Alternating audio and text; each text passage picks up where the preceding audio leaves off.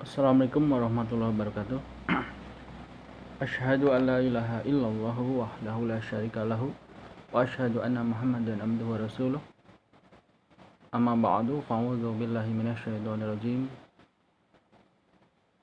Qala Allah Ta'ala fi kitabihil karim, asluha sabitu wa far'uha fis sama'.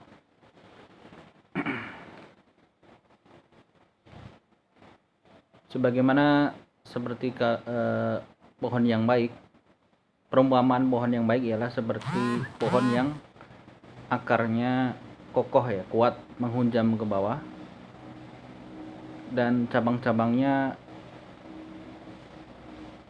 ke atas mencapai ke langit ya. Surah Ibrahim, surah yang ke-14 ayat yang ke-25 dengan Bismillahirrahmanirrahim sebagai ayat yang pertama. Kembali pembahasan mengenai Barahin Ahmadiyah ya. Resensi buku Barahin Ahmadiyah karya pendiri Jemaat Ahmadiyah Hadrat Mirza Ghulam Ahmad.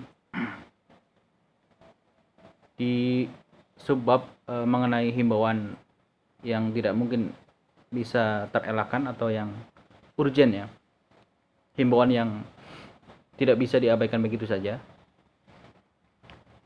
Himbauan tersebut ialah mengenai saling bekerja sama dalam kebaikan,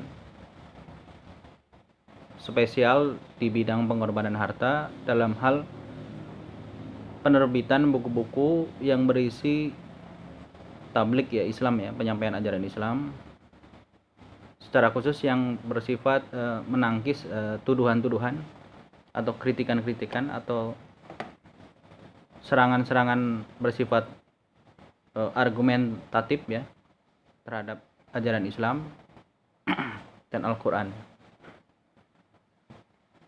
Juga pendiri Islam Nabi Muhammad Rasulullah Sallallahu Alaihi Wasallam. Jadi di dalam buku ini, penulis buku ini menyeru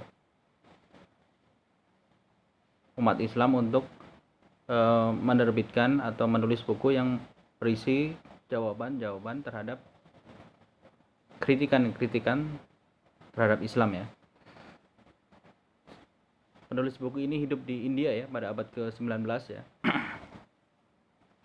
Dengan keragaman agama yang sangat besar ya di India.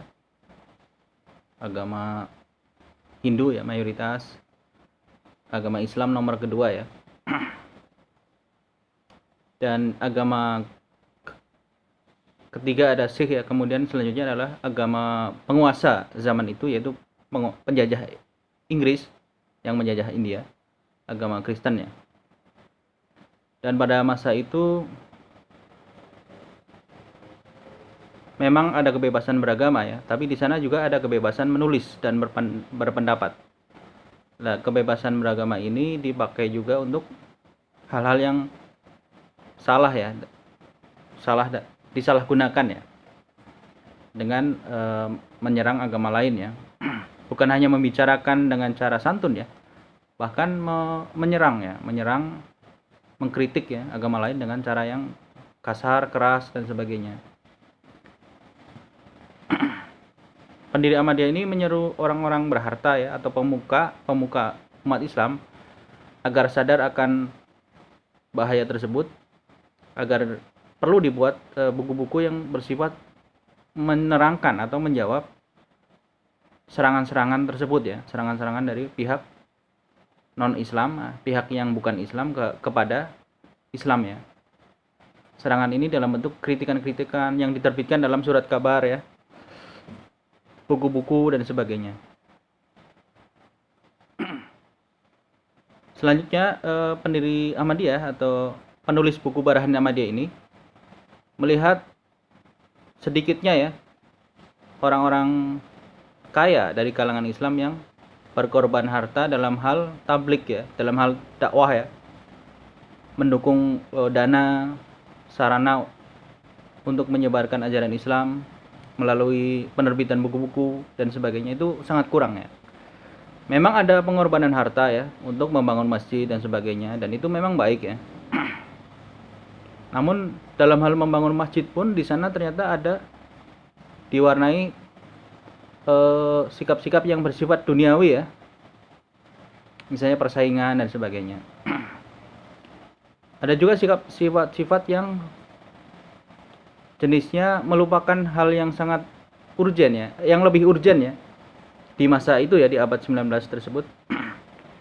Jadi umat Islam di India yang dalam kondisi jumlahnya tidak mayoritas, mungkin zaman itu hanya 1/5 ya dari penduduk India ya, cukup minoritas. Kemudian negerinya dijajah oleh penjajah asing ya, penjajah Eropa ya, dan penjajahnya pun umumnya beragama Kristen ya. Bangsa Inggris ya beragama Kristen, dan memang membiarkan kebebasan berkeyakinan ya, memang ya, itu hal positifnya ya. Namun di satu sisi yang lain, penjajah Inggris ya juga membebaskan berpendapat, termasuk pendapat-pendapat atau penyampaian pendapat dalam bentuk tulisan yang menyerang agama lain gitu ya. Bukan hanya menyindir ya, menyerang juga ya, mengkritik agama lain dan sebagainya. Itu membebaskan juga memang.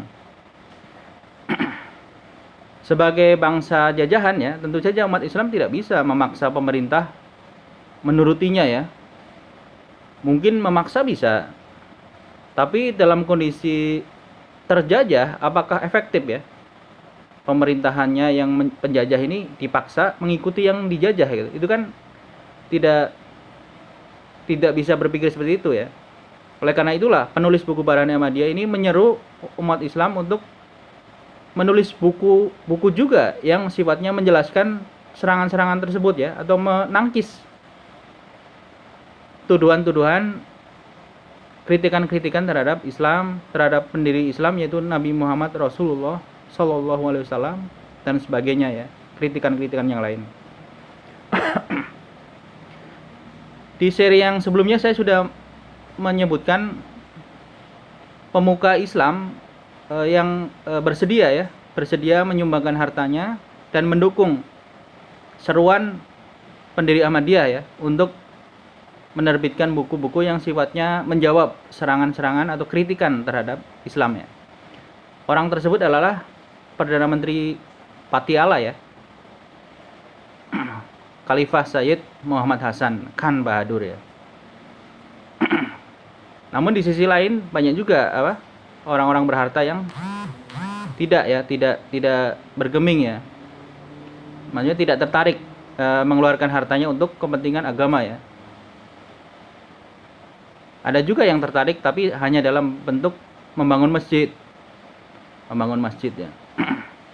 Dan itu memang baik, walaupun ada sisi negatifnya juga ya, ketika pembangunan masjid itu diwarnai dengan saling bersaingan ya antara satu dengan yang lain. Di sini ada tertulis juga, they do not realize that the most urgent need of this day is to spread religious teachings, and that if people lose their faith, there will be no one left to fill these mosques. Mereka, yaitu orang-orang berharta yang bersaing dalam membangun masjid ini, tidak menyadari bahwa kebutuhan paling urgen di zaman ini adalah menyebarkan ajaran-ajaran agama ya, atau menyebarkan dakwah Islam ya, tabligh Islam ya. Dan jika orang-orang kehilangan iman, orang-orang Islam ya maksudnya ya, tentu tidak akan ada orang yang memenuhi masjid yang mereka bangun gitu ya.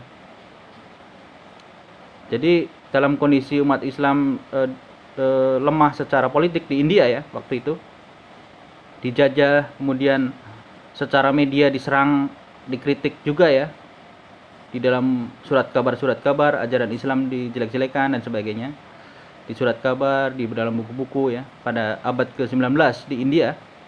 Maka keperluan yang paling mendesak ialah menjawab serangan tersebut ya, mencetak buku-buku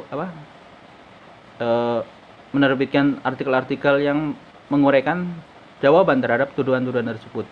Karena orang-orang awam yang lemah imannya ya, yang tidak mendalam keilmuannya, bila terus-menerus diserang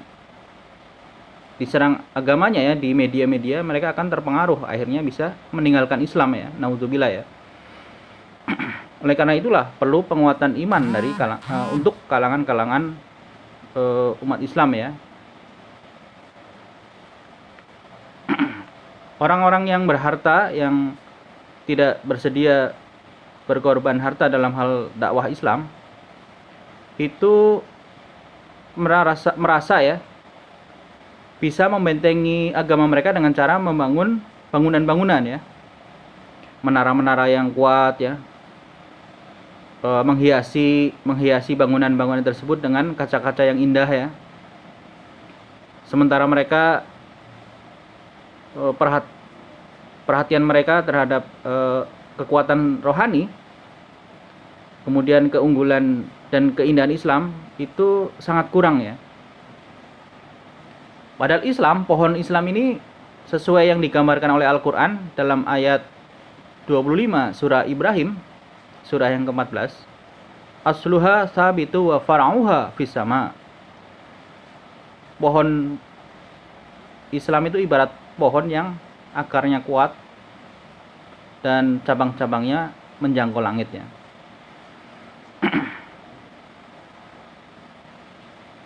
Jadi dengan menjadi pengikut yang sifatnya formulasi ritual ya, itu membuat mereka memiliki kemiripan dengan bangsa Yahudi ya. Seperti kita ketahui bahwa Nabi Muhammad Rasulullah SAW sendiri menubuatkan ya, mengkabar gaibkan bahwa nantinya itu umat Islam akan mengikuti jejak orang Yahudi ya. Dan di sini ada gambaran demikian. Di antara tanda-tanda orang-orang Yahudi ya, yang menjauh dari ajaran nabi-nabi mereka ialah orang-orang Yahudi ini sangat menekankan hal-hal yang bersifat lahiriah ya, dan ritual atau kebiasaan-kebiasaan ya. Dan mereka tidak punya perhatian mengajak dunia untuk bernaung dalam pohon Islam yang berberkah ya dan nyaman ya. Jadi salah satu ciri-ciri khas Yahudi pada waktu mereka menjauh dari ajaran Nabi Musa alaihissalam, menjauh dari ajaran Nabi Isa alaihissalam, ialah orang Yahudi itu sangat mengagungkan hal-hal yang sifatnya lahiriah ya. Misalnya bangunan-bangunan ya. Kemudian kebiasaan-kebiasaan tertentu gitu ya.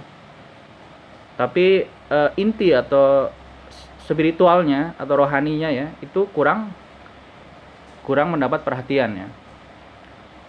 Dan orang Yahudi juga memiliki ciri khas ketika mereka menjauh dari ajaran nabi-nabi mereka, ialah tidak punya perhatian dalam hal mengajak kepada kebaikan ya. Dan di sini ternyata ciri khas tersebut dialami juga oleh umat Islam ya di India, khususnya dalam hal ini pada abad 19, di mana tidak ada ketertarikan bertablik ya kepada dunia ya, agar bernaung pada pohon Islam yang penuh berkah dan nyaman ya. They fail to fulfill their religious obligations when the occasion arises. Mereka gagal untuk memenuhi tanggung jawab agama mereka ketika kesempatannya itu datang ya. Bahkan datang dan bahkan naik ya, atau memuncak ya. Jadi ketika kesempatan untuk memenuhi kewajiban-kewajiban agama itu datang dan bertambah ya, mereka gagal untuk memenuhinya ya. Dan padahal mereka mampu ya dalam hal ini. Indeed, they do not know how to fulfill them, nor do they care to learn. Memang mereka tidak tahu cara memenuhi tanggung jawabnya, dan juga mereka tidak perhatian untuk mempelajari bagaimana cara memenuhinya ya. Jadi bukan hanya tidak memenuhi tanggung jawab tersebut, mereka juga tidak peduli untuk mengetahui ya, untuk belajar cara memenuhi kewajiban itu bagaimana gitu kan. It is true that huge sums are spent every year by our people in the name of goodness and charity. But sadly, few realize what true charity is. Benar bahwa sejumlah besar uang dibelanjakan tiap tahun oleh kaum kita ya, oleh bangsa kita di sini Muslim India ya, atau kaum Muslim ya, atas nama kebaikan dan sedekah atau kedermawanan. Uang dibelanjakan dalam jumlah besar tiap tahun ya oleh kaum kita ya. Namun sayangnya sedikit orang yang menyadari apa itu true charity ya, kedermawanan hakiki. They spend blindly without any care or appreciation of the circumstances. Mereka secara tanpa sadar ya membelanjakan uang mereka tanpa perhatian sedikit pun atau menghargai pada lingkungannya ya.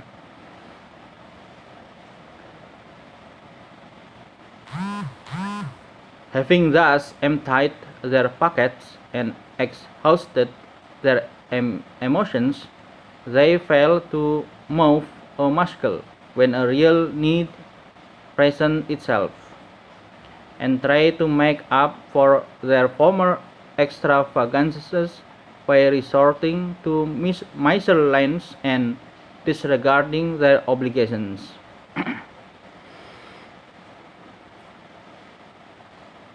These are the people whose generosity and benevolence does not spring from the true depths of their hearts, but from their egos. Jadi kedermawanan tersebut tidak tumbuh dari kedalaman hati mereka, tapi muncul dari ego ya, ego mereka ya. Jadi berbuat dermawan dasarnya ego ya, ego keakuan ya, kehormatan ya. Berbuat baik, berbuat dermawan atau mendermakan hartanya untuk kebaikan-kebaikan, tapi di sana ada warna ego ya. Ada alasan egoisme ya, alasan keakuan, alasan kehormatan pribadi, bukan dari kedalaman hati, ketulusan hati gitu ya, untuk membuat nafkah-nafkah kedermawanan ya, untuk membelanjakan harta demi kebaikan.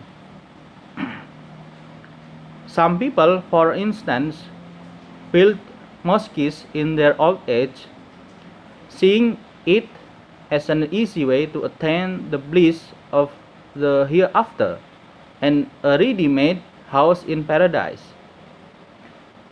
Jadi sebagian orang contohnya membangun masjid.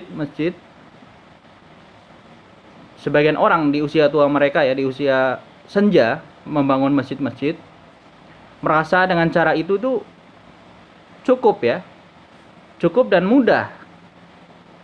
Membangun masjid di usia tua dengan perasaan bahwa itulah cara yang mudah untuk mencapai surga di neraka, mencapai surga. Jadi membangun masjid itu buat orang-orang seperti itu adalah cara yang sangat mudah untuk membangun rumah di surga gitu ya. Jadi sebenarnya nggak salah ya bahwa orang membangun masjid ya. Tapi kalau hanya membangun masjid saja merasa bahwa dia sudah mendapat surga, itu hal yang kurang sempurna ya. Maksudnya karena ada keperluan-keperluan lain, nafkah-nafkah ya, kedermawanan lainnya yang sebenarnya perlu juga dilakukan ya, bahkan lebih urgent ya. But when it comes to real acts of piety, they would not be at all perturbed if the ark of the faith were to sink right before their eyes, or Islam were to be destroyed in an instant. Namun ketika masanya tiba untuk melakukan kedermawanan hakiki ya, mereka nggak memiliki kepedulian ya, tidak memiliki kesadaran bahwa bahtera agama ya, bahwa kondisi Islam ya, ibarat bahtera ya, itu seperti hendak tenggelam ya di depan mata mereka ya, atau Islam ini tengah diserang ya misalnya, itu tidak ada kepedulian ya. Maksudnya di satu sisi orang merasa senang membangun masjid dan merasa itu cara yang membuatnya terjamin mudah masuk surga.